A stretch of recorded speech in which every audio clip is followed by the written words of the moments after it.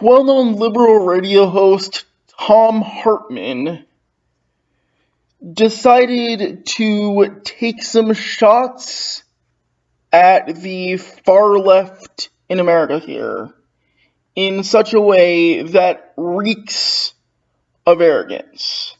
So let's take a look, and I'll interrupt and break it down as necessary. Russell in Hickory Hills, Illinois. Hey, Russell, what's on your mind today?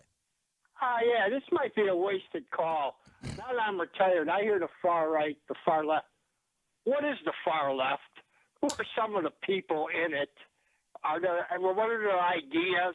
Yeah. And can they be off the main grid so bad that we can't vote for them? Because that's all I ever hear is the far left. Who are some of the people in the far left? Now, for someone who's trying to get educated, this is a perfectly reasonable question. But Hartmann is going to completely dismiss its validity in a way that says, don't worry, we don't exist. And that's a good thing because if we did, we would mess it up for everyone. And liberal capitalism is the only viable system to propose. Otherwise, you are crazy. This is Hartmann's position. Listen. Some of the people in the far left. The far left, in my mind, the far left is made up of the Communist Party of the United States, which has a few hundred members. The Communist Party USA endorsed Hillary Clinton in the Democratic primary. If it has so little political power, it's because it doesn't want it. Endorsing a unabashed capitalist in a presidential election, both problematic terms, is communist, then nothing is communist. And it might ideologically believe in far leftist solutions, but it certainly doesn't advocate for them. So the Communist Party USA is irrelevant because it pretty much wants to be. It wants to be a reformist party that is an additional wing of the Democrats. It has a long history of endorsing Democratic Party candidates. A couple of small anarchist groups.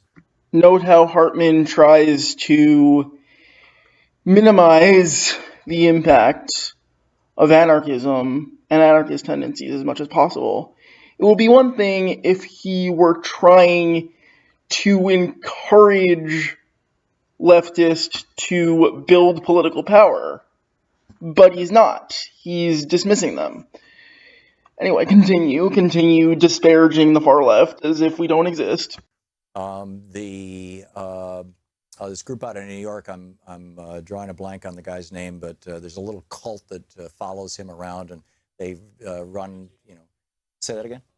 Yeah, Babavakian, yeah. I don't think well of any party or political body which draws its inspiration from one person, but it's still not completely honest to paint the Party of Communist USA as representative predominantly of the far left. I don't think they want to be that representative of the far left if they draw their inspiration entirely from Babakian.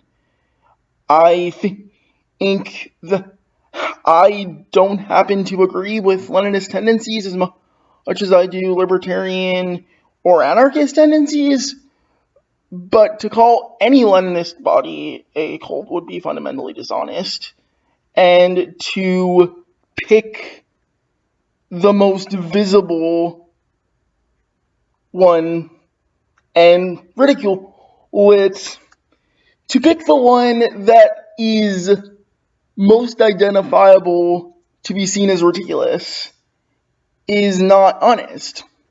So Hartmann is trying to dismiss any Leninist body as a cult, I think. because there's plenty of bodies that he does not mention. So continue and you'll see.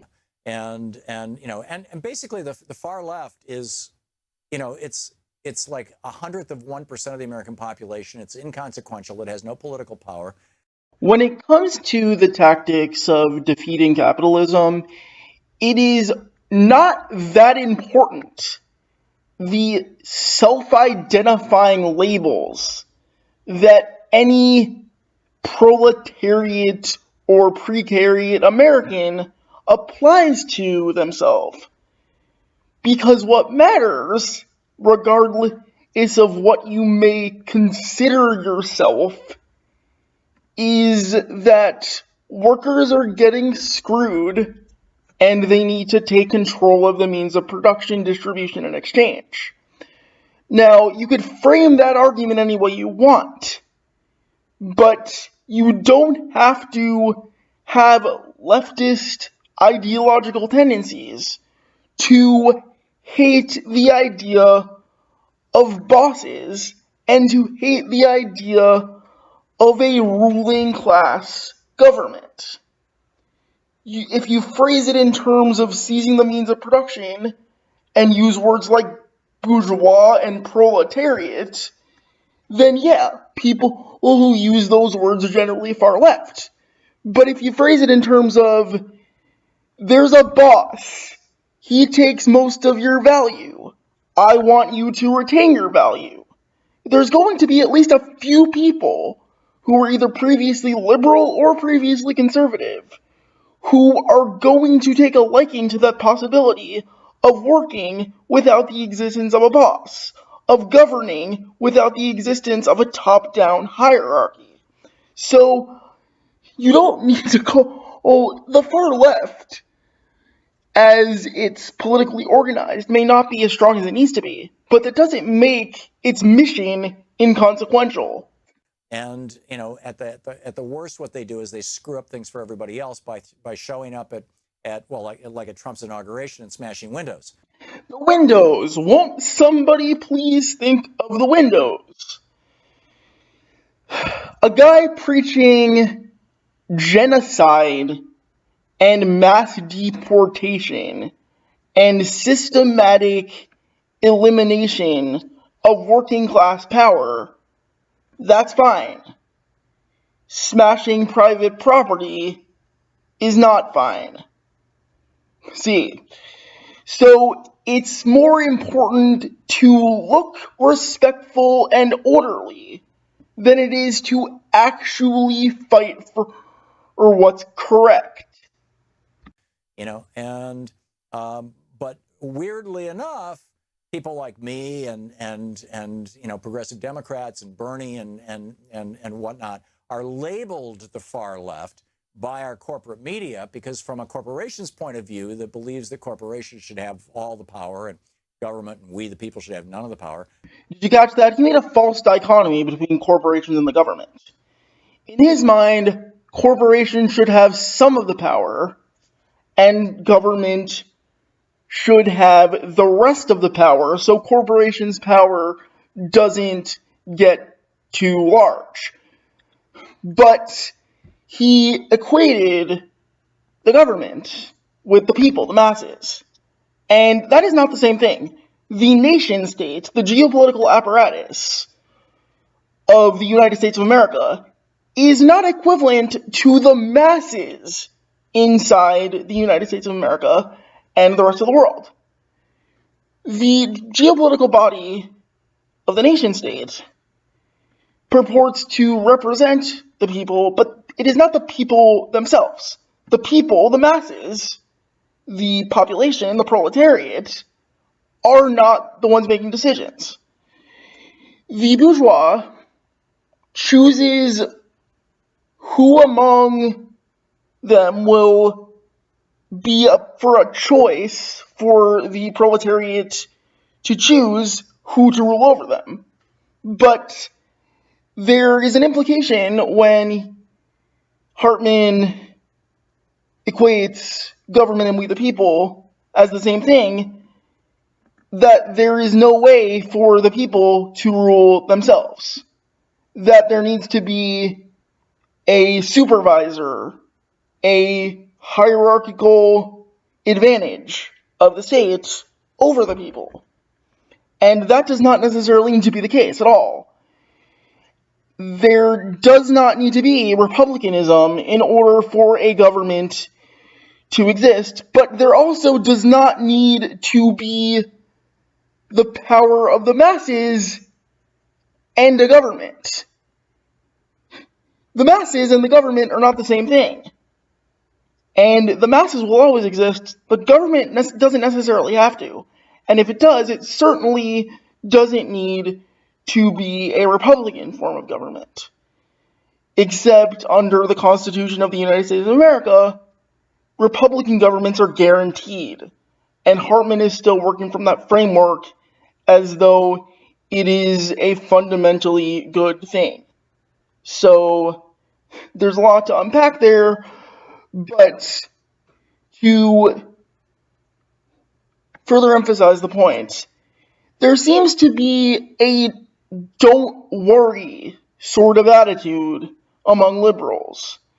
They want to acquire the language of the left while at the same time placating people from actually thinking they're leftists because leftists are scary. And when it comes to defending the institutions that can give rise to fascism or overthrowing the institutions so it doesn't ever give rise to fascism or anything close to fascism or any oppression whatsoever, they'll keep the oppression. Because trying to eliminate all oppression is too scary, too crazy, too haphazard, and has no chance, so don't ruin it for everyone else. That's what the liberals think of us. They think that we'll screw up the social order, which, yes, that's what we want to do. They think screwing up the social order is a bad thing. Hartmann thinks screwing up the social order is a bad thing. The left doesn't. That seems like a lefty idea. That sounds like the far left. Let me tell you what the far left is. What a lefty idea is. The workers who work in any given industry being in control of the means of production, distribution, and exchange on behalf of themselves and the community as a whole. So, regulations on corporate bodies still presupposes that corporate bodies exist and are representative of industry desires, even though the industry is not represented by the people who work in the industry. But Hartmann is completely dismissing the idea that working class political power can ever be a thing, or that it even should be a thing. He does not see socialism as an actual option. And he sees any resemblance of far leftist ideology, as he understands it, to be a chaotic mess. But he sees that as inconsequential, as he described, because the only possible viable options is liberal capitalism, social democracy, or less liberal capitalism, laissez-faire capitalism, in the form of the Republican Party. He does not see any other way. But I can tell you that he'd sooner accept fascism as a social order than he would communism. Because fascism is just an exasperation of the current social order, whereas socialism is the destruction of this one. And he would obstruct any efforts for the far left to actually gain political power, which is why he is relieved that the far left currently does not have as much political power as the ruling classes in this country. So, yeah, Thom Hartmann dismissing the far left is fascist apologetics. He does not believe in fascism, he obviously doesn't, but he would be more comfortable with that than he would be of the abolition of capitalism. Because he's continuing his radio show under an administration that caters to fascist tendencies, if not outwardly displays them. And he's fine. He just simply thinks that the Democrats need to be back in power and everything will be alright. He doesn't want to see the working class take power. He doesn't want to see the masses take power. Most liberals don't. That's why they're liberal.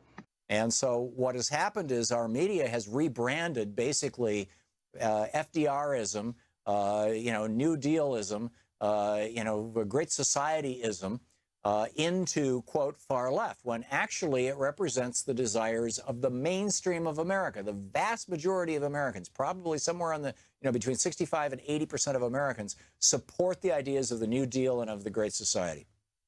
Yes, most of the American population currently supports, to some extent, liberal ideology. Hartmann sees this as a good thing. Hartmann sees this as a reassuring thing. What he doesn't understand is that if we ever were to get political power, you, the liberals, would be just as much of our political opponents as the conservatives would be. We want to abolish capitalism, and you will continue to dismiss us. You will continue to ignore us. You will obstruct us if we ever have any degree of success. But that has to be marginalized in order to keep taxes low on the billionaires and to keep the corporations unregulated or deregulated. And so they refer to that as the far left. The far right, we know. Thom, come on. The liberals are not marginalized. They are the right's sparring partners. Both of you agree that capitalism should be maintained. Calling the liberals the far left was a marketing tactic to convince the rest of the population that there is no far left to fight for. There is no socialism to fight for. There is no worker control over the means of production to fight for. There is no means of production that could ever reasonably be seized. That is why liberals are referred to as the far left. Because people cannot fight for socialism if they don't know what it is. So by calling regulated capitalism socialism, you're doing the service of the ruling class. Because you are upholding capitalism. You are upholding it as the only possibility that could ever come to fruition, that could ever remain in place, that could ever be anything. So, don't pretend you are marginalized. You're working just fine as an opponent of the Republican Party alone. You're not left in any reasonable sense of the term. You don't want to be. And you instead pretend that you are the furthest left, that a viable position, as you seem to imply, could ever exist. You're not. There are plenty of people to the left of you. There's plenty of tactics to the left of what you're advocating. There's plenty of power to be taken that you do not present as a possibility. It's like this guy with the guns who is going to go out and shoot people up. And the far right is historically, typically has been highly marginalized. But now, the far right has never been marginalized to any degree that even comes close to the far left. The far right and conservatives and liberals all agree that capitalism is a fundamentally good aspect of society. The far left disagrees that capitalism is a fundamentally good idea for society. It will always be easier for the far right to gain traction. It will always be easier to increase the intensity of an existing social order than it will be to destroy it and build a new one. The far right wants to exacerbate the social order. The center right wants to maintain it. The far left wants to destroy it. And destroying it is hard. So, yes, we are going to be marginalized. We are going to be made illegal. Our tactics are going to be made illegal. The very act of seizing the means of production is a violation on private property rights. The far left just doesn't happen to give a shit. We don't give a shit because we don't want to see those laws in place, and we hold the belief that private property rights are bullshit. So, yes, we are more marginalized than the far right, and you are playing into the hands of the ruling class. You are upholding the power of the ruling class by dismissing anyone labeled as far left as crazy and dismissing people who are liberal as leftist in any sense as reasonable, and saying that at what the left wants, what the reasonable left wants, is what mainstream America wants. Well, the far left, in my mind, is reasonable because capitalism is unreasonable.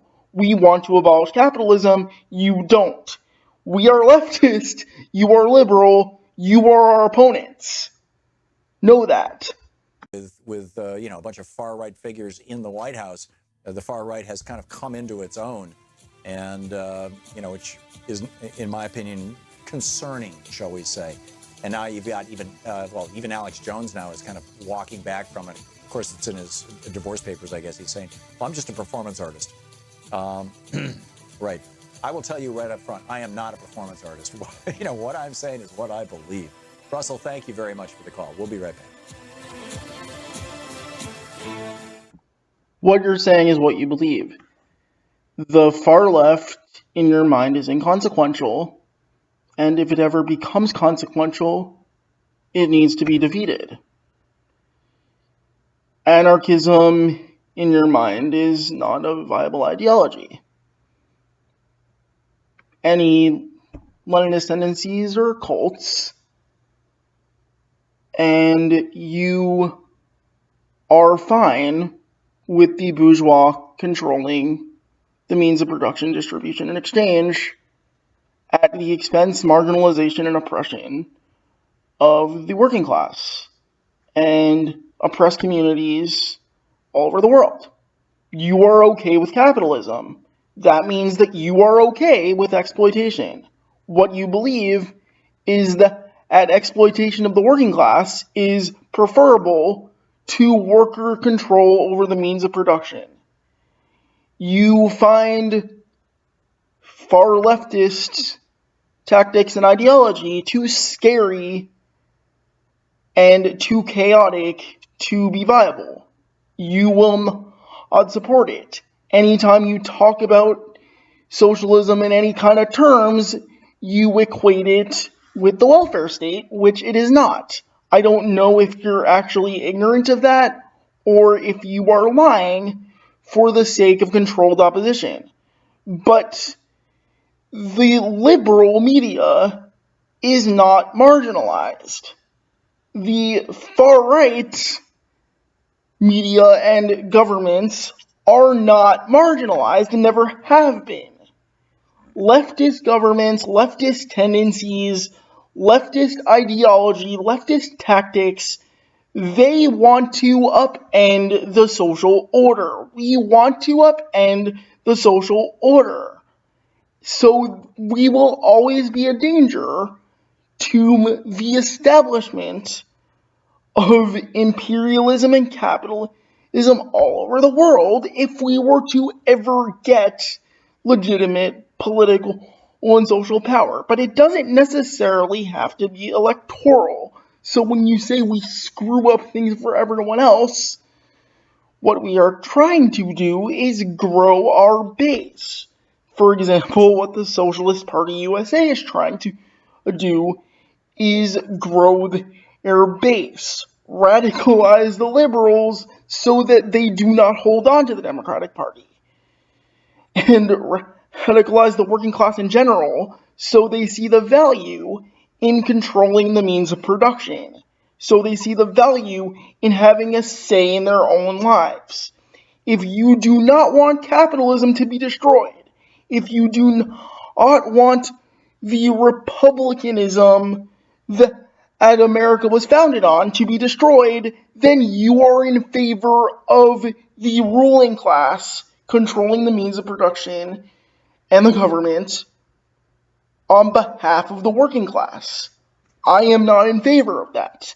The working class need to control their lives, their means of production, their governments, in whatever form they are, themselves. They need to control their own lives. They need a say in their communities, their industries, their families, their politics in any form. They need a say in that. They need to control that. The masses need to control political power. They don't have it. By indication of this segment, you don't want them to have it because you will dismiss them as crazy if they ever do have it. But you will say that don't worry, liberalism is acceptable, most people want it. The left won't stop there. I won't stop there. I will continue to advocate for socialism. I will continue to advocate for the abolition of capitalism. I will continue to advocate for the means of production to be seized by the workers themselves from the capitalists who are stealing from them. I will continue to advocate that all industry in any given area of life should be democratized. I will continue to argue that. For democratize the media, I'm Jeremy Einbinder. Thanks for watching, and may the liberals and conservatives have fun with their professional wrestling match.